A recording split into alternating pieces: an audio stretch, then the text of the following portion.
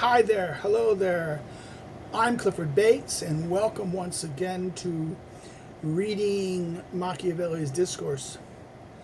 We're continuing Book 1 of the Discourses and looking today at Chapter 18.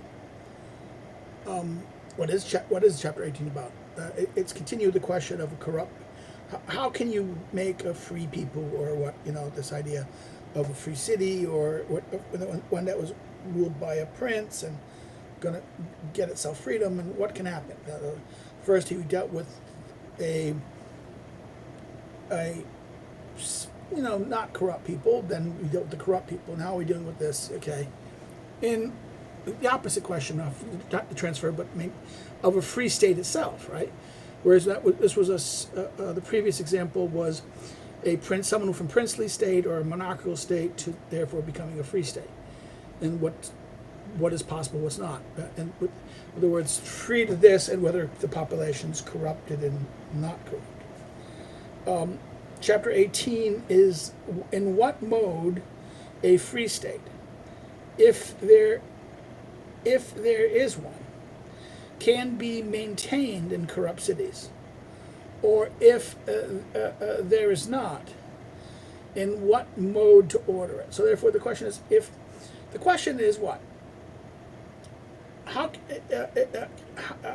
if there's a free in what mode of free state, if there is one, can be maintained in corrupt cities? And also the next part of the question, if there is not a mode to do it, how you should order it. Okay. Let's look at paragraph 1.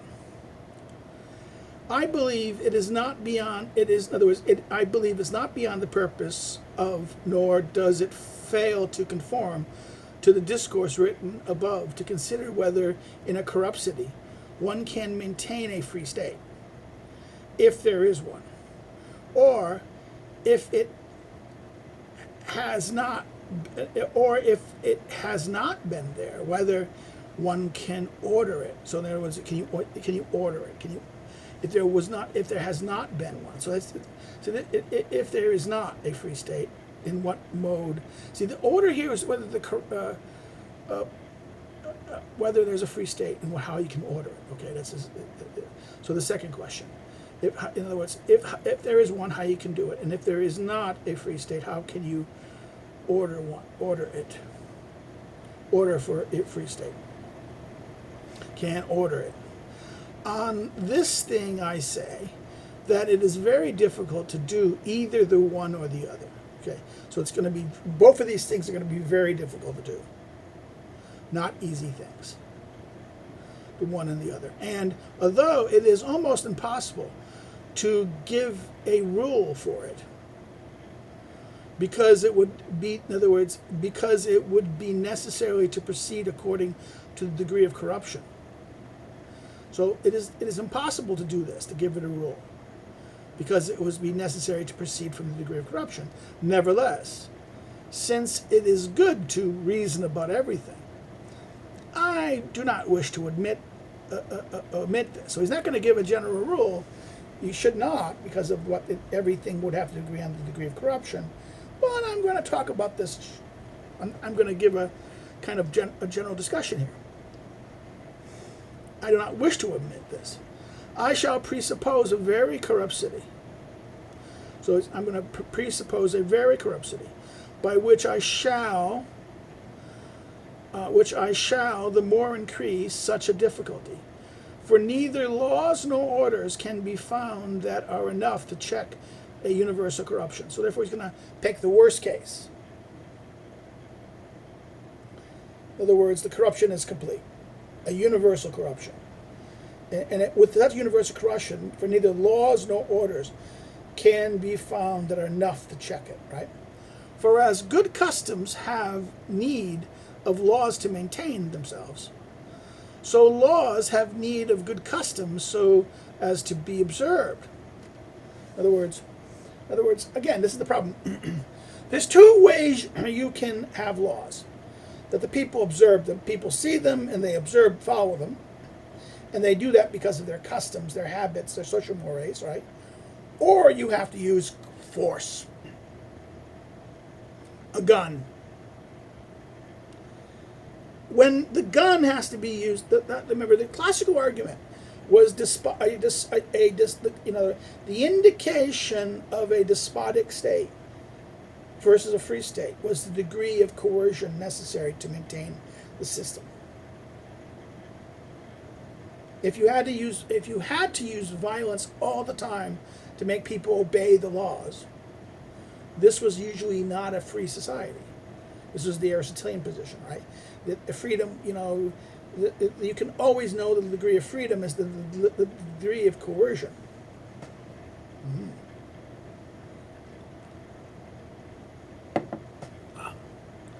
So, beside this, orders and laws made it a republic. Beside this, the orders and laws made it a republic at its birth, when men were good, are no longer the original orders and laws, which were given to were made at the time of the republic's birth, when men are good. They are no longer they no longer those things, those orders and original orders and laws, are no longer to the purpose latter, when they have become wicked. In other words, the laws that were given, the orders and laws that were given to the republic when people were good, are now going to be of no purpose, no use, when the people are so corrupt. You have to change. They have to be new. You just can't rely on the old rules. It is simply it won't work. If laws vary according to the accident in a city, its orders never vary, or rarely. In other words, if the laws vary according to the accidents in a city, its orders never vary, or rarely. This makes new laws insufficient because the orders, which remain fixed, corrupt them. In other words, if the laws account for the accidents, then its orders will never vary, or rarely. Now, but this makes new laws insufficient because it's the orders that are fixed are going to corrupt those new laws and corrupt these things. Second paragraph. To make this part better understood, I say that in Rome there was an order. There was the order of the government, or truly of the state, and afterwards the laws. In other words, it was the order of the government. In other words, now he doesn't use regime. He talks about the government or the state. This is something I wrote about in Machiavelli. At one point, dismisses the concept of the politeia. In fact, this is because in Latin the publictea was called res publica, and therefore seen as republic, a form of rule, not the structure ordering rule. Okay, the politeia in the Greek, or the constitutional regime, was the thing that gave structure to any form of rule, where the republic was seen as a particular type of rule, a type of rule, the forms of government. This is like this. That's why he picks the word government, right? The orders of government, or truly of the state. So the state, in many ways, is the ordering of the government. Okay, this is lo Stato for Machiavelli. Is not necessarily the body politic in the way it will be for Hobbes and later writers. The state is a willing construction, a government of the rulers, the order that the rulers give. So therefore, this is an interesting point here. And then first comes the government.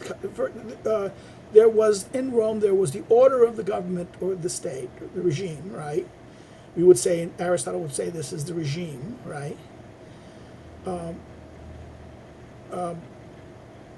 Which gives, and then afterwards the laws, which together with the magistrates check the citizens. So it's the laws with the magistrates, the rulers, the offices check the citizens. The order of the state was the authority of the people, of the Senate, of the tribunes, of the consuls. So therefore, the order of the state was the authority of not only of the people, generally the Senate and the tribunes, right? And of the consuls. The system, all three things, the people, Senate, SPQR, right? The Senate, people of Rome, right? This is the regime. The mode of soliciting and creating the magistrates. And the mode of, in other words, the order of the state was the authority of these people and the mode of soliciting. So it's two things. The orders of the state are the authority, where does the authority come from, and the mode, the means of doing it, acting. The mode of soliciting and creating the magistrates, and the modes of making the law. So that's the modes of choosing, selecting the magistrates and creating them, and the making of laws.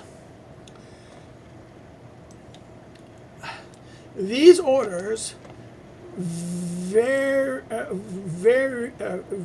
hardly or not at all in accidents. In other words, the orders don't vary. The laws that checked the citizens varied. And as the laws on adulterers, the sumptuary laws, or on ambition, and many others, as the citizens little by little became corrupt. So the laws varied. The orders did not. The order structure was there. It kept it constant. So therefore the question here is what? But by holding steady the orders of the state, which in corruption were no longer good, the laws that were renewed were no longer enough to keep men good. But they would indeed have helped if the orders had been changed together with the innovations in the laws. In other words, he's arguing that there not only has to be... See, the Aristotelian argument would be that they'd have to change regime. You'd have to change the form of government. In other words, you have to... that certain people, the nature of the people, are best governed by certain regimes. So a corrupt people must be governed by a regime that can govern them best. In other words, the government of the regime of a free person will not be the regime of a corrupt people. Okay? To therefore take the regime of a free people and have it rule a corrupt people, it will not be stable and it will not last. It will not work. So therefore, and if you're going to deal, that laws can adapt, he's saying. Laws easily adapt to situation more easily than what he says he calls the orders, right? Now the orders for Machiavelli here seems to be what Aristotle would call the regime. But but he doesn't embrace this, as I mentioned. Machiavelli instead calls it the state or government. And he insists that the state will need to change. See, therefore it's not preserving the state.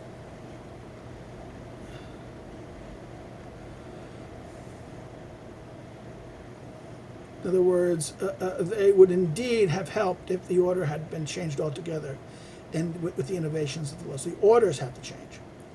3, that it is true that such orders in a corrupt city were not good ones.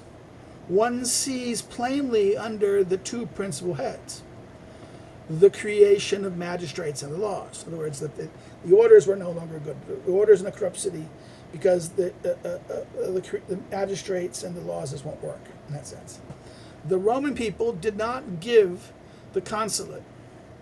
The Roman people did not give the consulate and the other first ranks of the city except to those who asked for it. This order was good in the beginning because only those citizens who judged themselves worthy asked for them. And to suffer rejection was ignominious. So to be judged worthy, each one worked well. In other words,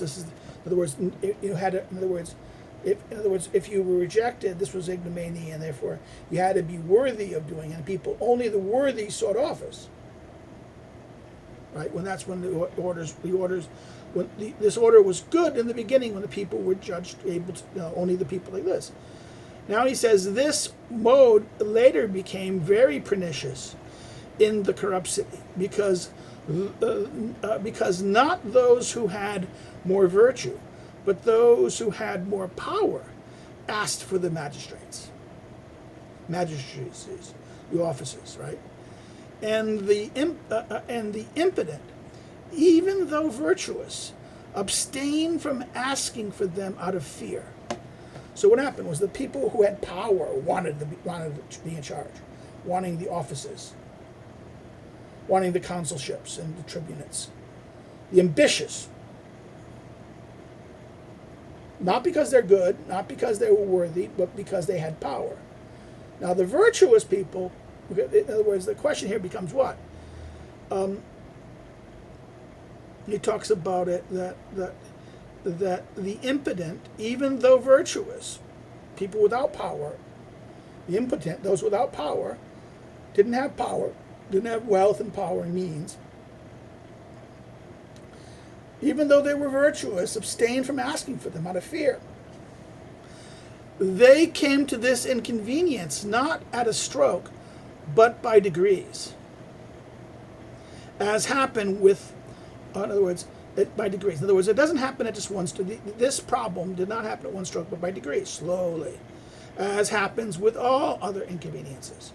For after the Romans had subdued Africa and Asia and had reduced almost all Greece to obedience, they became secure in their freedom,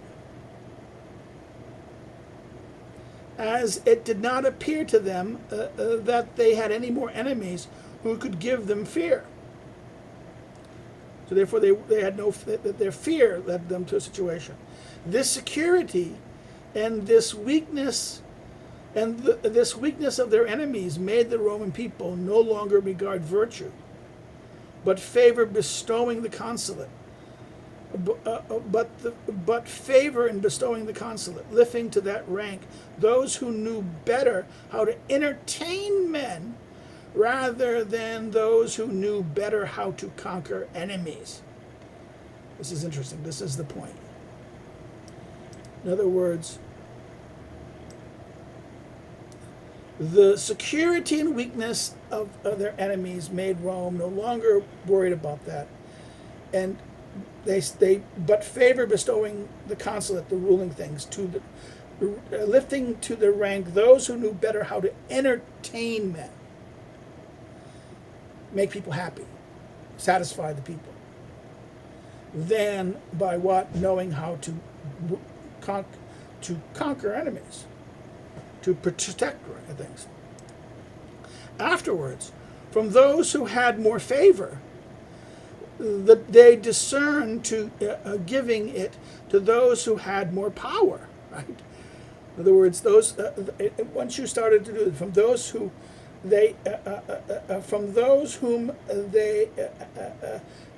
whom had more favor, those who people entertained them, who entertained and satisfied, who gave them things, right? The ones who had more, what he says, people started to look at them and say, they discerned to giving it to those who had more power. So through this defect in such an order, the good remained altogether excluded. In other words, people who knew how to be virtuous. In other words, having the good judgment, good character. This was not important. Who became picked? Those who were able to entertain the people, who were able to satisfy the people.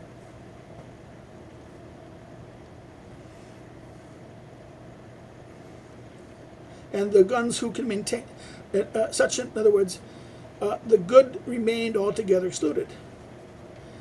a tribune or any other citizen whatever could propose a law to the people, on which every citizen was able to speak, either in favor or against, before it was decided. This was good, or this was a good order when the citizens were good, because it was always good that each one speak who intended a good for the public could.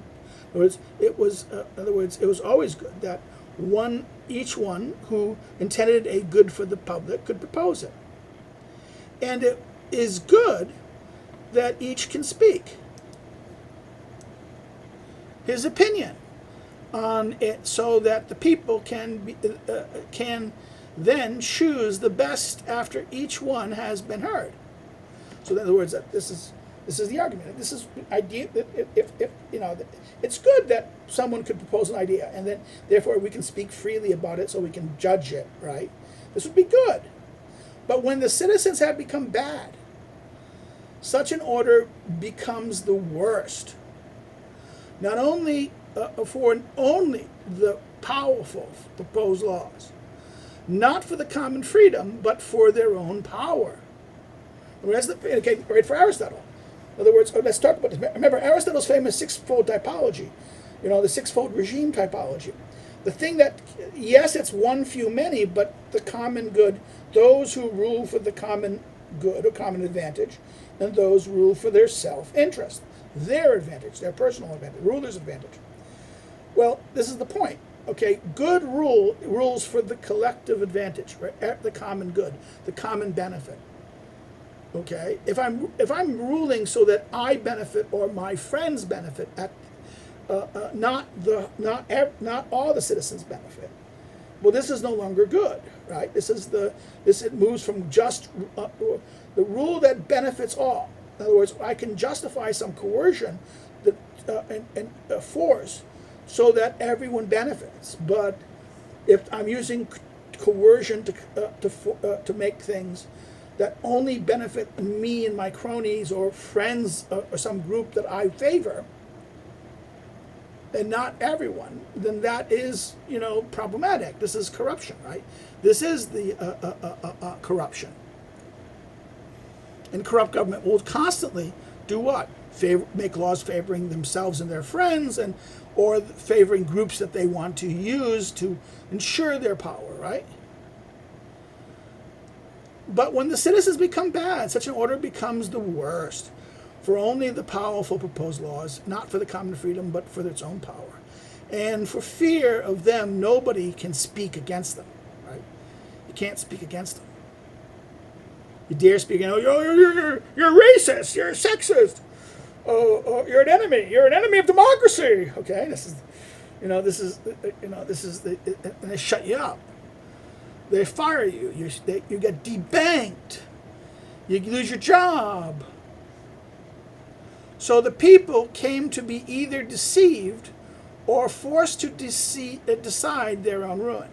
In other words, they're deceived or forced to decide its own ruin, because they came to accept those who put themselves forward, who were looking for their own good. They had their own agenda, their own rule. They're going to do this. 4. If Rome wished to maintain itself free in corruption, therefore, it was necessary that it should have made new orders. As in the course of its life, it had made new laws. For one should order one should order different orders and modes of life in a bad subject and in a good one. In other words, one should order different orders and modes of life in a bad subject and in a good one. In other words, he's arguing how you order the modes of, the different orders and modes and orders. The term modes, the use of modes and orders here seems to be what Aristotle would call the politeia, the form, the political form, the regime. Machiavelli doesn't label it the regime. He talks about forms and order, modes and orders. And I explained why earlier.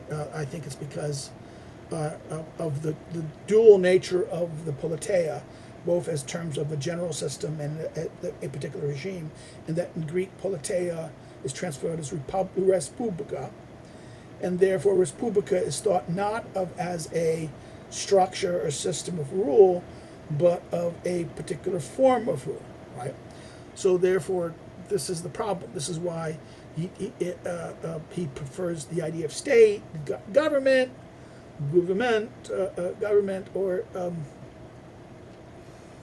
or this idea of this. Now he talks about what?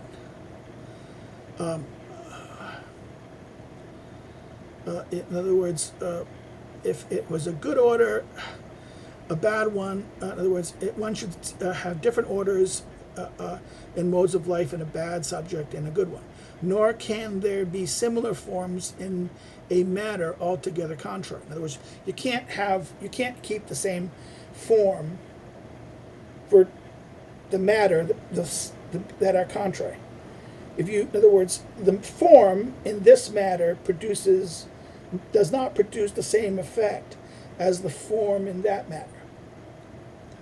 So the regime, this form or regime with this people, does not produce the same end as this same form or regime in another people. This is why democracy, the form of democracy, and with one people produces something completely different than a democratic form in a different people. Okay, again, the people are, to the degree they're how virtuous or non-corrupt they are. The more corrupt, the more likely it produces the different. In other words, the idea of non-corrupt versus corrupt, and therefore the form will produce different things. They don't produce the same results.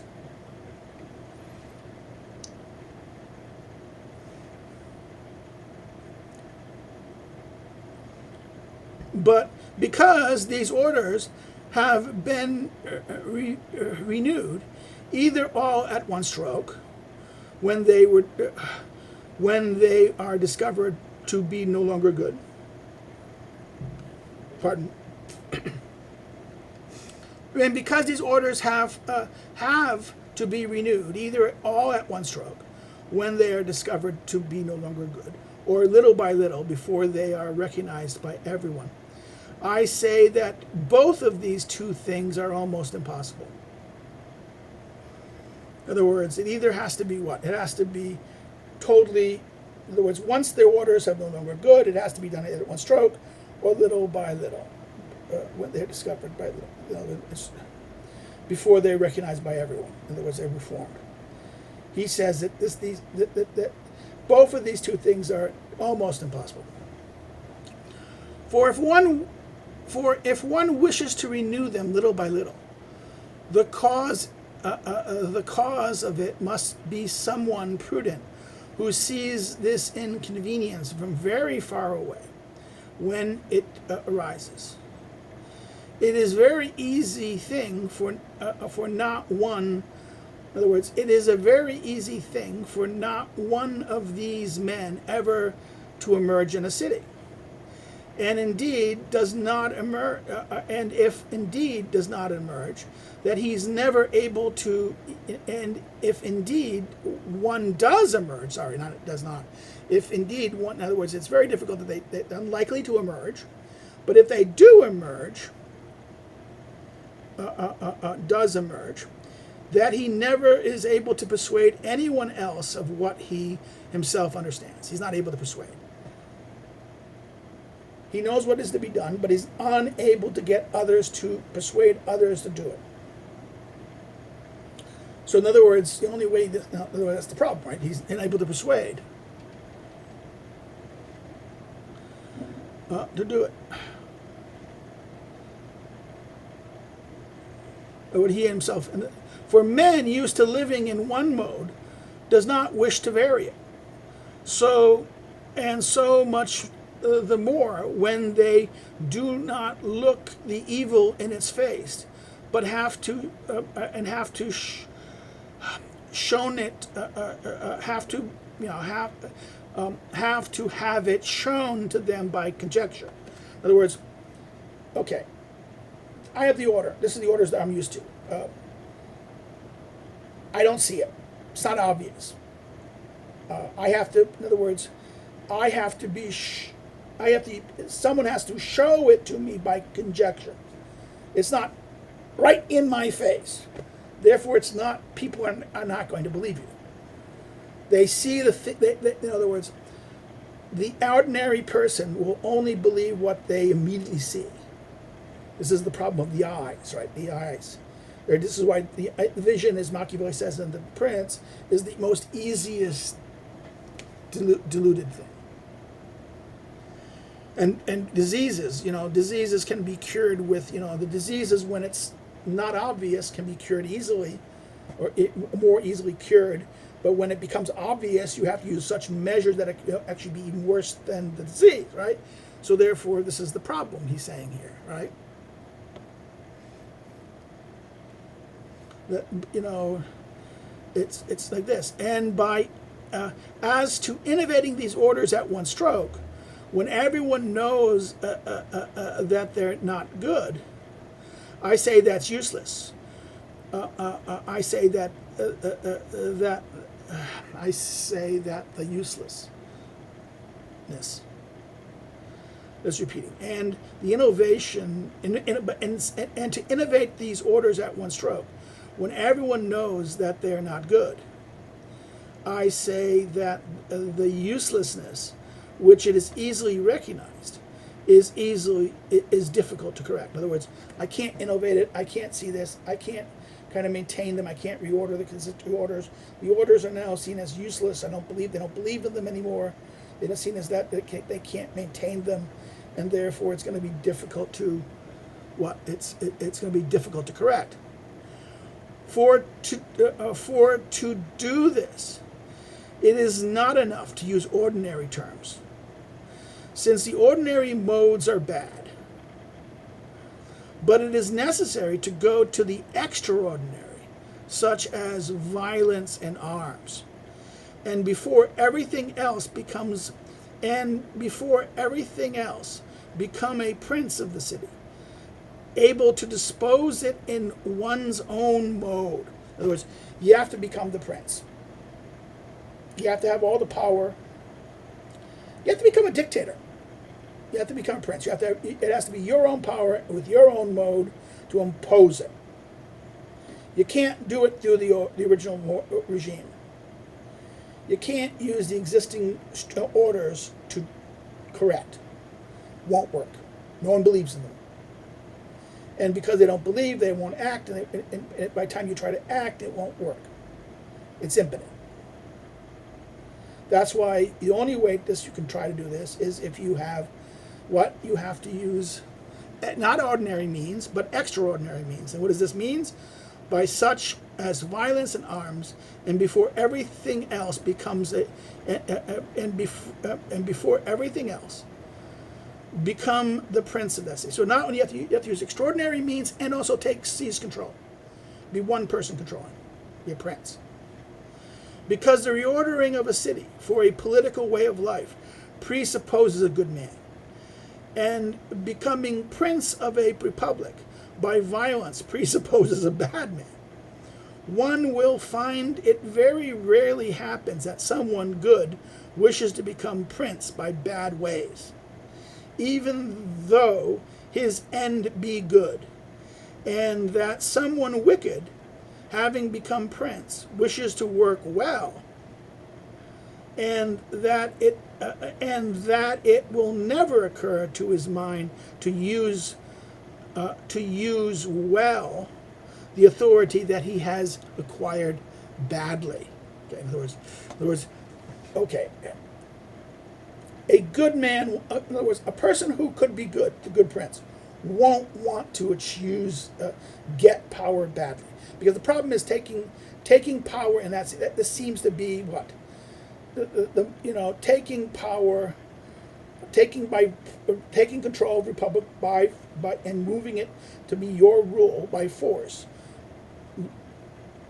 This presupposes, in other words, presupposes a bad man.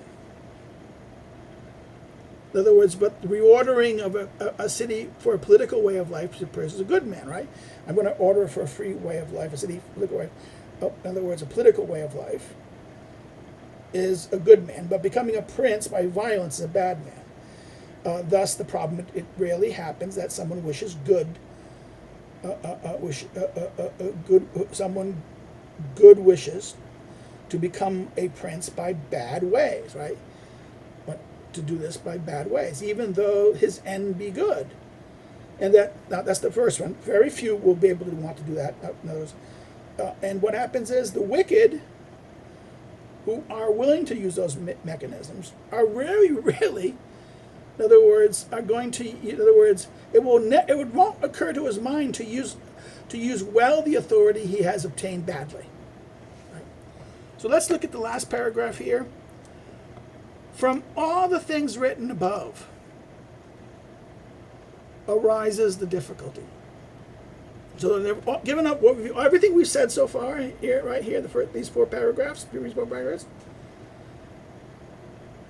above, arises the difficulty, or the impossibility of maintaining a republic in corrupt cities, or of creating it anew.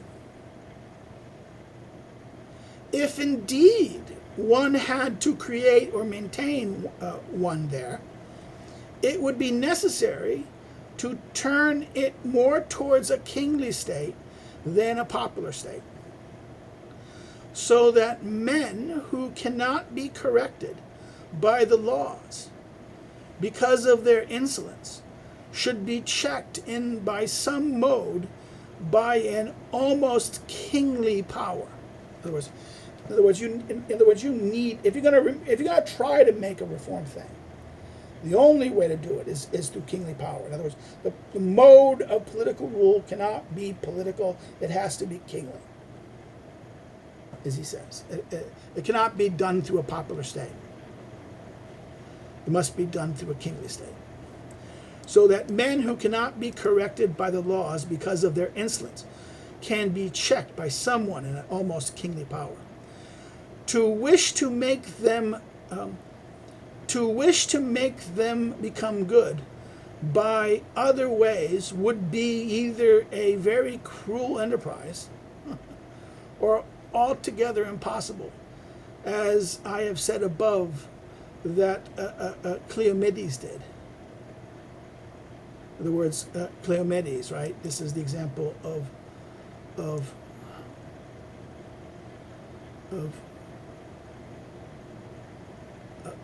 Discourses 1, 9, right? He's discussed it before, right? In paragraph 4, as Cleomenes did. So go back to chapter 9 and look at Cleomenes. What did he do? This is the Spartan one, right? If he killed the ephors so as to be alone, and if Romulus, for the same causes, killed his brother, and Titus Tatius,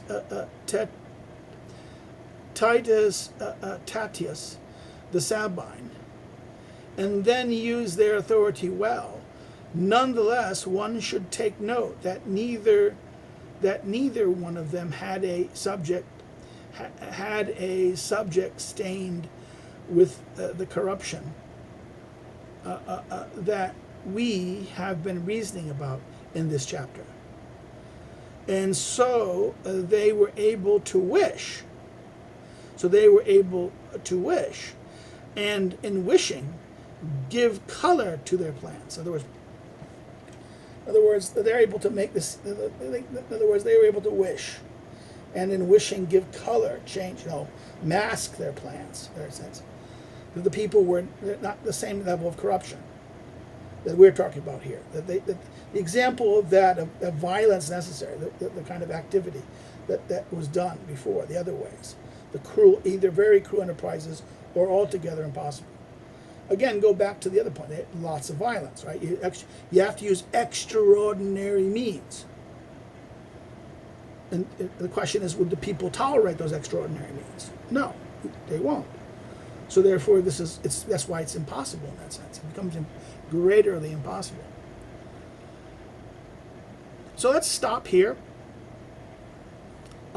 If you have any comments or questions, please put them below, and I will respond to them when I see them.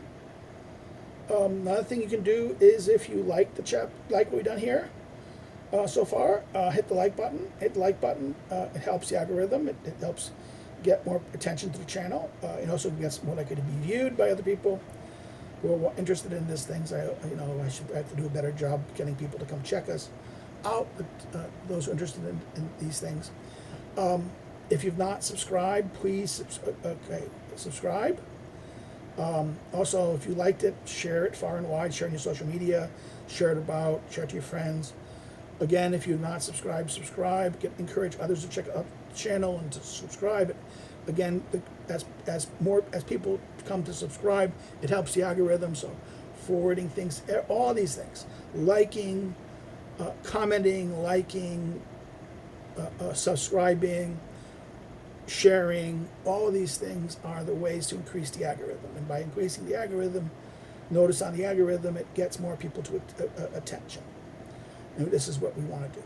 Second is that if you didn't like it, you can always thumbs no, but put some comments in it. Why? So people can learn from it. In other words, if you don't like it, well, what did I do? What do you think I did something wrong, or I've misunderstood something?